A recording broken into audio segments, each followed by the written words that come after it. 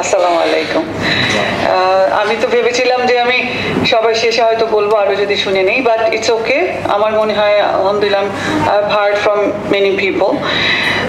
একটা জিনিস একটু বলে নিই যে কারিকুলামের ব্যাপারে আমি তো একটা কমিটিতে আছি এনসিটিভির, সেটা ঠিক আছে, কিন্তু যখন মিটিং হয় তখন ইনফ্যাক্ট একটা মাত্র মিটিং হয়েছিল এবং সেখানে কারেকশন করার কিংবা কোনো অ্যাডভাইস করার সময় ছিল না হাতে। তো এই সিচুয়েশন যদি আবারও হয়, আমাদের পক্ষ থেকে অনেক বেশি চেঞ্জ আনা বা কঠিন হবে।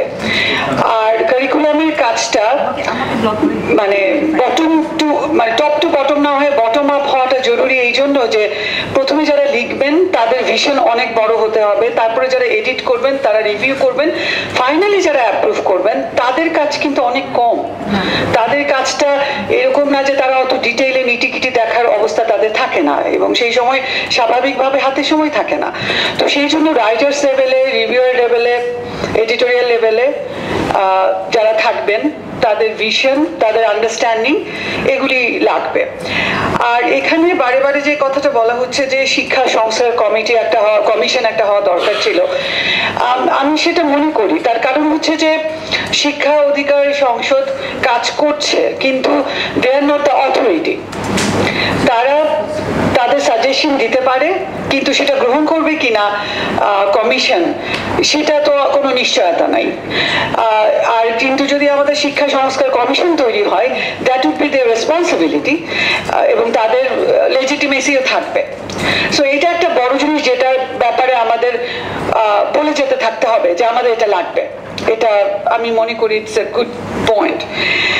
এখন আসি যেটা আমরা আজকে শিক্ষা অধিকার সংসদের যে কথাবার্তাগুলি হচ্ছিল, আমি নিজে তো কেমিক্যাল ইঞ্জিনিয়ারিং প্রফেশনে, আমি তো ইঞ্জিনিয়ারিং এর দিক থেকে অ্যানালাইসিস করি অনেক জিনিস। আর আরেকটা যেটা, আমি এখন আবার বাংলাদেশ এনার্জি রেগুলেটরি কমিশনের মেম্বারও।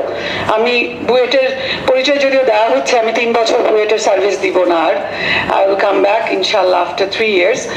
তো আমি যেটা দেখতে পাচ্ছি, আমাদের অনেক আইডিয়া যেটা আমরা বাইরে থেকে দিচ্ছি, কিন্তু যখন কোনো কমিশন এটা কাজ করতে যায়, বিভিন্ন প্রসিডিওর, বিভিন্ন ব্যুরোক্রেসির মধ্যে হারিয়ে যায়। অনেক সময় আমাদের যারা কমিশনে আছি তারা খুব চাইলেও তো প্রসিডিওর এমন হয়ে থাকে, সেই প্রসিডিওরের মধ্যে অনেক কাজ আমরা এগিয়ে নিয়ে যেতে পারি না। সেই জন্য যখন আমরা দাবি দেওয়া করব, আমাদের যদি প্রসিডিওরের ব্যাপারে আন্ডারস্ট্যান্ডিং থাকে, তাহলে আমরা দাবিটা এত সুন্দরভাবে করতে পারবো যাতে একসেপ্ট করাটা ইজিয়ার হয়। আমি কি বোঝাতে পারলাম? আমি নিজে যেমন একটা কমিশনে আছি, সেখানে অনেক ইন্টারেস্টিং প্রপোজাল আসছে যেটা আমরা এনার্জি রেগুলেটরি কমিশনার হিসেবে বুঝতে পারছি যে এটা একসেপ্ট করা উচিত, কিন্তু যেই প্রসিডিওরে আসছে, যে ডেটা নিয়ে আসতেছে, যে ব্যাকগ্রাউন্ড নিয়ে আসছে, সেটা দিয়ে আমরা প্রসেস করতে পারছি না। আমাদের প্রসিডিওরাল প্রবলেম হচ্ছে। তো সেই দিক থেকে যখন কোনো সাজেশন থাকবে শিক্ষা অধিকার সংসদের, তার সাথে যদি কিভাবে করা যায় এবং কিছু একাডেমিক ব্যাকগ্রাউন্ড, কিছু ডেটা শুদ্ধা, প্রসিডিওরাল শুদ্ধা যদি বলা যায়, এটা বেটার হয়। আমি একটা এক্সাম্পল দিই। আমরা যেমন বলছি যে জুলাই আন্দোলনের ইনফরমেশন থাকতে হবে বইয়ে। এখন একটা বইয়ের সবটাই কি খালি আন্দোলনের ইতিহাস থাকবে? কত পার্সেন্ট চাই? কোন ফর্মে চাই?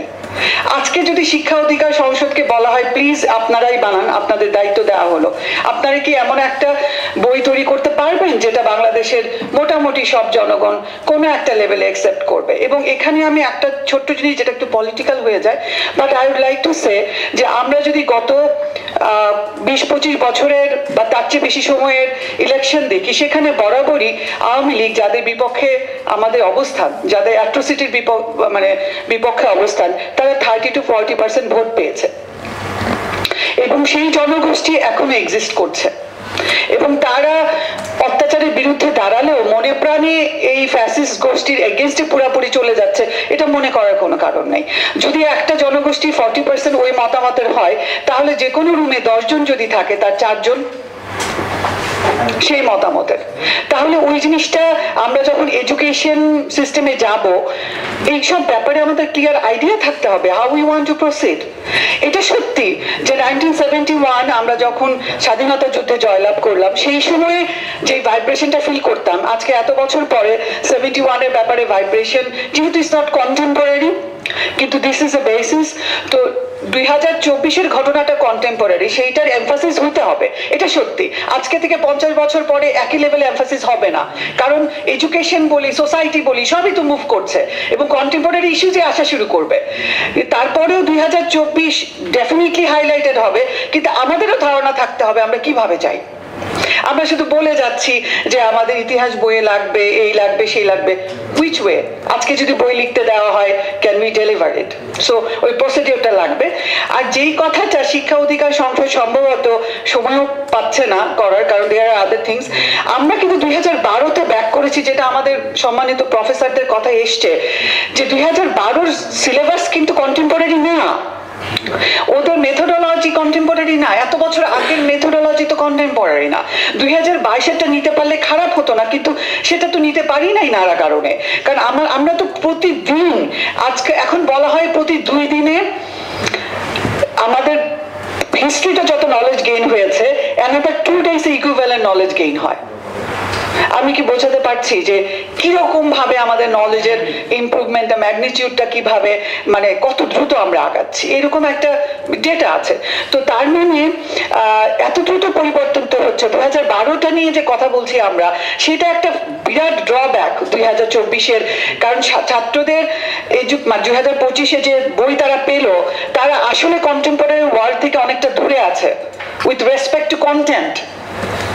ছাত্ররা শুধু ইতিহাস জানলো কারেক্ট, সেটা যেমন একটা দিক, ছাত্ররা লেখাপড়া শিখে আগাতে হবে, সেটাও তো আরেকটা দিক। এবং আমরা যেহেতু বুয়েটে আমরা স্কুল কলেজের পরে ছাত্রদের পাই, আমরা কোয়ালিটিটাই পাই। ওয়েন মানে তারা যখন আসে, তাদের কাছে আমাদের যে এক্সপেকটেশন থাকে, যদি কোনো কারণে স্কুল কলেজে এটা ডিসরাপ্টেড হয়, and we see the effect, সেই ফান্ডামেন্টাল জিনিসপত্র অনেক সময় মিসিং থাকে।